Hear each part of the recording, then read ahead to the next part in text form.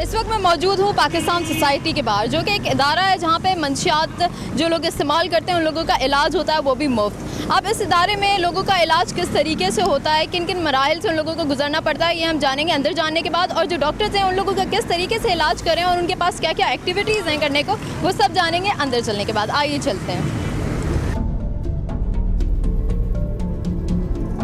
जी। इस वक्त हम क्लासरूम के बाहर मौजूद हैं, जिसमें काफ़ी सारे लोग मौजूद हैं जो कि मंशियात से अपना इलाज करवाने आए हैं। उनमें से कुछ लोग पुराने भी हैं और कुछ लोग नए भी हैं, और ये लोग मॉर्निंग प्रे का इंतज़ार कर रहे हैं। तो चलते हैं अंदर और इनसे बात करते हैं कि क्या हो रहा है।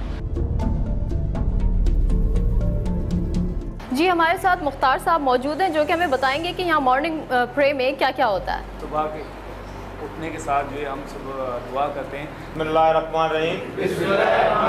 ये पाक परवरदिगार, तू आज का दिन हमें नशे की याद से महफूज फरमा, आमीन। जी, हमारे साथ जाहिद साहब भी मौजूद हैं और वो हमें बताएंगे कि आगे क्या क्या होता है यहाँ पूरे दिन में, जो एक्टिविटीज़ होती हैं, क्या कुछ होता है, वो हमें बताएंगे। जी जाहिद। हाँ जी, बिस्मिल्लाहिर्रहमानिर्रहीम। देखिए, ये हमारी मॉर्निंग मीटिंग हुआ है। इस वक्त जो आप लोग बैठे हुए हैं, ये हमारी मॉर्निंग मीटिंग का एक सेशन है। सबसे पहले तिलावत कुरान पाक से मॉर्निंग मीटिंग का आगाज़ करेंगे।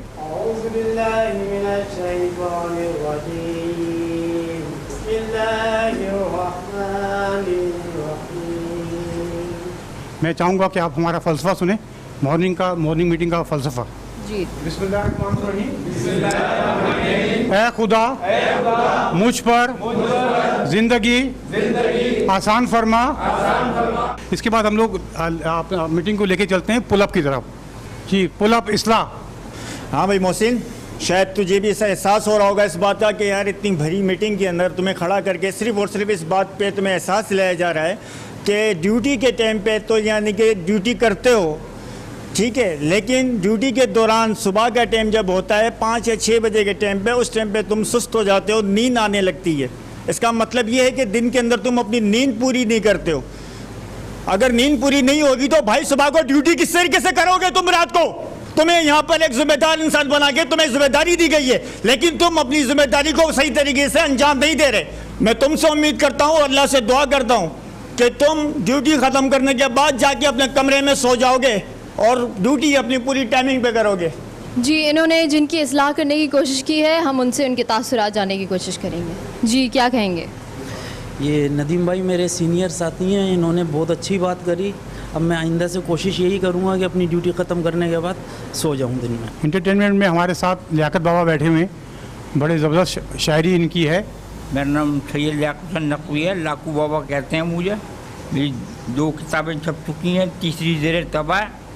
आज हमारे घर आया तू, क्या है यहाँ जो निसार करें, इला खींच बगल में तुझको, देर तलक हम प्यार करें।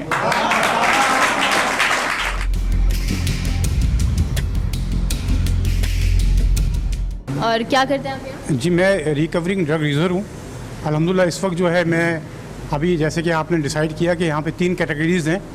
नंबर 1 कैटेगरी वो है जो डिटॉक्सिफिकेशन या इलाज के मरहले में अभी है, एक है रिहेबिलिटेशन, और तीसरे हम जैसे लोग होते हैं जो री इंटीग्रेट हो चुके होते हैं।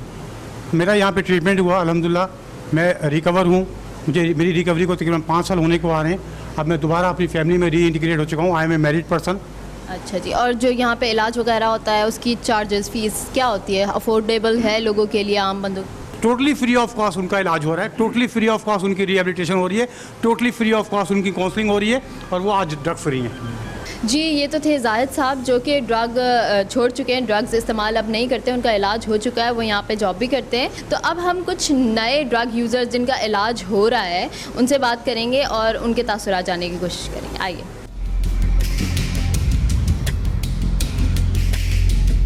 जी, आपका नाम? मेरा नाम नवीद उर्फ विक्की।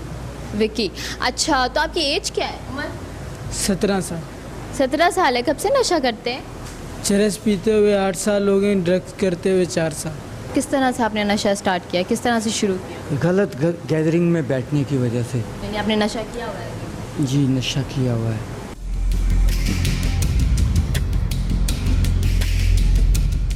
जी, अस्सलाम वालेकुम, आपका नाम? मेरा नाम मोहम्मद जावेद है।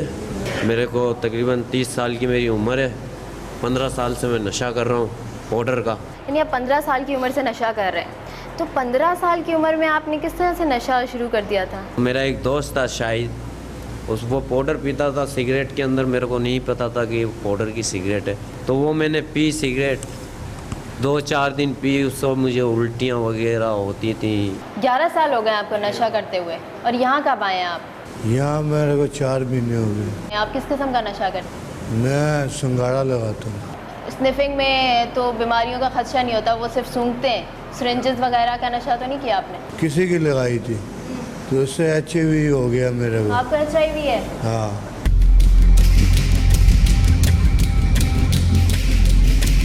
हमारे साथ इस वक्त मौजूद हैं मशहूर व मारूफ नामवर माहिर नफ्सियात डॉक्टर मुबीन अख्तर साहब। अस्सलाम वालेकुम। सर, आप मुझे ये बताइए कि वो कौन सी साइकोलॉजिकल रीजंस होती हैं, मतलब वो कौन सी ऐसी बातें होती हैं, वजूहात होती हैं जिसकी बिना पर इंसान इतना बड़ा कदम उठाता है कि वो मंशियात को अपना ले? बुनियादी तौर पे तो हम गलत करने के शॉर्टकट है। अच्छा। मगर मैं समझता हूँ इसके पीछे अगर हम जाएं, कभी कभी ये होता है कि तफरी तौर पे भी नौजवान जब इकट्ठे होते हैं तो एक सिगरेट पी रहा है तो दूसरे को भी कहता है भी तुम पियो।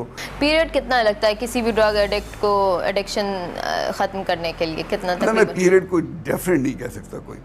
बात असल में ये है कि जितने महीने उसने नहीं पिया वो एक एडवांटेज है, पेशेंट के लिए भी एडवांटेज है और थेरेपिस्ट को भी खुश होना चाहिए कि कुछ ना कुछ तो फ़ायदा हुआ है ना। माँ बाप को आप क्या लेसन देना चाहेंगे कि वो अपने बच्चों को इस आदत से रोकने के लिए क्या करें, और हुकूमत के लिए क्या पैगाम दें? असल में तो बात यही है कि एक्सेस जो ईजी है इसमें तो गवर्नमेंट की रिस्पॉन्सिबिलिटी आती है। ऑब्वियस है कि जब तक गवर्नमेंट के अहम लोग इसमें इन्वॉल्व ना हो ये कारोबार नहीं हो सकता। कितने ऐसे मरीज़ हैं जो बहुत सिवियर कंडीशंस में आए हैं, ड्रग एडिक्ट्स थे वो, और वो ठीक होके चले गए हैं और अब अपनी नॉर्मल ज़िंदगी गुजार रहे हैं? हमने एक स्टडी की थी, 5 साल तक हमने फॉलो किया कि कितने लोग हैं जो मुस्तकिल छोड़ा हुआ, उन्होंने 5 साल से छोड़ा हुआ है। तो तकरीबन 40% ऐसे पेशेंट्स थे कि जिन्होंने 5 साल तक भी उसको इस्तेमाल नहीं किया था नशे को। 40% है। Okay sir, thank you so much हमसे बात करने के लिए।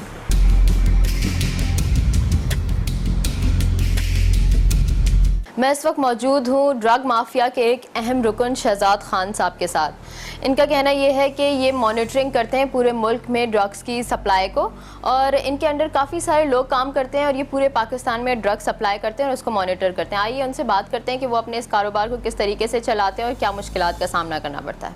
अस्सलाम वालेकुम। वालेकुम सलाम। जी, आपका बिज़नेस कितना बड़ा है, पूरे मुल्क में या शहर में है, सिर्फ कराची में? पूरे पाकिस्तान में। पूरे पाकिस्तान में। तो आप अकेले इसको मॉनिटर करते हैं या आपके अंडर काफ़ी लोग हैं? 200-250 लोग हैं जो काम करते हैं। अच्छा, तो किस किस्म की ड्रग्स आप लोग सप्लाई करते हैं पूरे पाकिस्तान में, कौन कौन सी होती हैं? हेरोइन भी होती है, चर्स भी है, हफीम भी है। पाकिस्तान में सबसे ज़्यादा कौन सी मंशियात का इस्तेमाल होता है? सबसे ज़्यादा चर्स और हेरोइन। अच्छा, ये जो आपका बिज़नेस है इसमें आप कब से हैं? 10-12 साल हो गए। तो आप मतलब ने क्या सोचा कि आप इस बिज़नेस को आपने ज्वाइन किया? आप ये समझ लें कि बेरोज़गारी समझ लें। कभी जहन में सोच नहीं आई आप ये बिज़नेस स्टार्ट करने के बाद भी कि मैं ये कारोबार छोड़ देता हूँ, इससे काफ़ी ज़िंदगियाँ तबाह हो सकती हैं? अगर हम छोड़ भी देना तो छोड़ नहीं सकते। आपको दूसरे ममालिक में आपको भेजनी हो अब ये जितनी भी ड्रग्स हैं, तो आप किस तरीके से भेजते हैं? आपके वहाँ से लोग आते हैं, दूसरे मुल्कों से लोग आते हैं स्पेशली यहाँ पे लेने के लिए और फिर ये लेकर जाते हो, कुछ ऐसा सिस्टम है? ऐसा सिस्टम भी है और कुछ हमारे अपने लोग भी हैं जो यहाँ से लेके जाते हैं। सबसे सस्ती और सबसे महंगी चर्स कितने की आती है? क्वालिटी होती है। अब चरस ऐसी भी है जो 5,000 रुपये किलो भी है और ऐसी भी है जो 50,000 रुपये किलो भी है। अच्छा अच्छा। आप लोग कितनी एज ग्रुप वाले लोगों को सप्लाई करते हैं? हर किस्म एज का आदमी पी रहा है ये। अच्छा, हमें सुनने में आया था कि एक यूनिवर्सिटी कॉलेजेस में भी ये सप्लाई हो रही है ड्रग्स ना, तो क्या ये बात ठीक है? असल में उधर कैंटीन वगैरह के अंदर ये चीज़ें बिकती हैं, हमारे बंदे उधर होते हैं वो बेचते हैं। कभी ऐसा हुआ है लड़कियाँ या ख़वातीन ने आपसे ख़रीदी हो या आपके लोगों से ख़रीदी हो?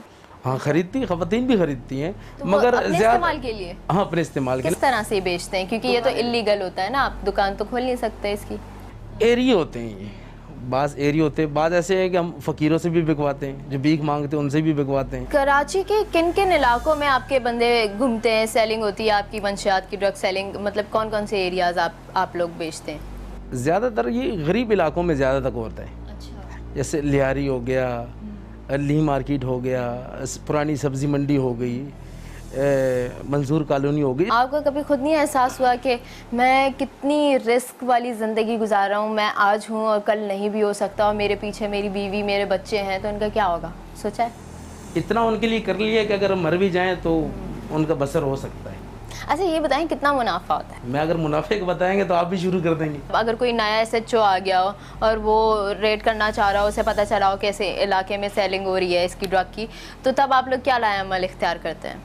पहली बात तो ये कि हम उनके हफ्ते के तय होते हैं। बहुत से ऐसे थाने वाले होते हैं जो महीने का कहते हैं तो उनको महीने का दे देते हैं, जो हफ्ते का कहते हैं उनको हफ्ते का देते हैं। जैसे कोई नया SHO या वगैरह आता है तो उस दौरान हम लोग काम बंद कर देते हैं। अच्छा, पहले हम अपनी सेटिंग करते हैं उसके बाद फिर हम काम स्टार्ट करते हैं। तो मुझे हैरत होगी ये सुन के कि क्या पुलिस डिपार्टमेंट में कोई भी ऐसा SHO नहीं है जो आपके ख़िलाफ़ स्टैंड ले कि नहीं मुझे चाहे जितने भी पैसे मिल जाएं मैं इनके ख़िलाफ़ कार्रवाई करूँगा? कभी ऐसा कोई मिला है शख्स? ऐसा होता भी, ऐसा अगर कोई होता भी है तो उसका हम तबादला कराते हैं, दूसरे किसी इलाके में उसको करवा देते हैं। अच्छा, तो तबादला किससे? मतलब पुलिस के हमारे जो ऊपर लोग हैं, मतलब हायर लेवल पे वो जो लोग सेल कर रहे होंगे उस इलाके में आपकी मंशियात, तो वो सिक्योर होते हैं? आपके आगे पीछे गार्ड्स लगे हुए होते हैं इस इलाके? नहीं, हमारे पास हमारा अपना गार्ड्स है।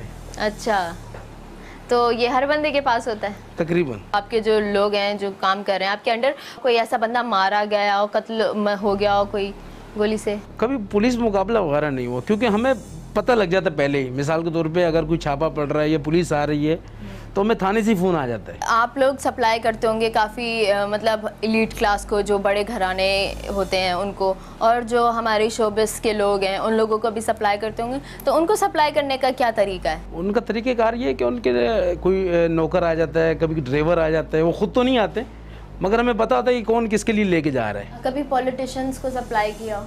नहीं, नहीं पीते हैं सियासी लोग भी। तो ऐसे हैं यानी पॉलिटिशियंस भी हैं जिनको सप्लाई होती हैं ये चीज़ें, ड्रग्स वगैरह?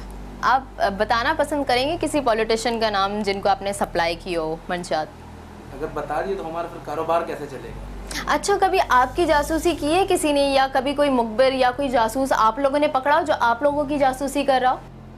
हाँ पकड़ा। पहली बात है कि होते नहीं, अगर पकड़ भी लेते हैं, अगर नहीं माने तो फिर हम उसको अंडरकाउंट कर देते हैं। अच्छा, हमने बात की ड्रग माफिया के एक अहम रुकन से जिन्होंने बताया कि अंदरूने मुल्क और बैरून मुल्क किस तरह से ये लोग ड्रग सप्लाई करते हैं और इनके अंडर कितने सारे लोग हैं जो इन्होंने हायर किए हुए जो कि पूरे शहर और पूरे मुल्कों में ड्रग्स सप्लाई करते हैं और ड्रग्स को बेचते हैं। और इन्होंने ये भी बताया कि कितने कितने एज ग्रुप्स के लोग हैं और किस किस क्लास से बिलोंग करते हैं लोग पाकिस्तान में और वो इनसे ड्रग्स लेते हैं। इन्होंने ये भी बताया कि स्कूल कॉलेजेस में भी इनके लोग फिर रहे होते हैं जो कि ड्रग्स सप्लाई करते हैं और जो लोग ख़रीदना चाहते हैं वो भी इन लोगों को जानते हैं, पहचानते हैं और इन लोगों की तलाश में रहते हैं और इन लोगों से ख़रीदते हैं। और पाकिस्तान में सबसे ज़्यादा हेरोइन और चर्स बिकती है क्योंकि ये ज़्यादा महंगी नहीं होती और चूँकि लोग हालात से बेजार होकर इस लानत का शिकार होते हैं। इसके अलावा काफ़ी सारे पॉलिटिशियंस, शोबिस के लोग और जो अमीर लोग हैं वो भी इस लानत का इस्तेमाल कर रहे हैं और अपनी ज़िंदगियों को बर्बाद कर रहे हैं।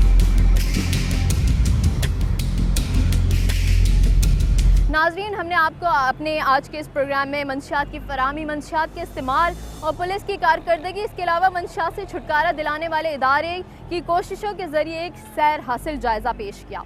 नाज़रीन, आपने देखा कि हमारे मुल्क की नौजवान नस्ल जिसे मुस्तकबिल में इस मुल्क की बागडोर संभालनी है वो किन किन तरीक़ों से मंशियात के जहर को अपनी ज़िंदगियों में घोल रहे हैं। और आप लोगों ने देखा कि मंशियात के इस्तेमाल से वो कैसी जानलेवा और महलिक बीमारियों का शिकार हो रहे हैं जिसमें एड्स और हेपेटाइटिस भी शामिल है।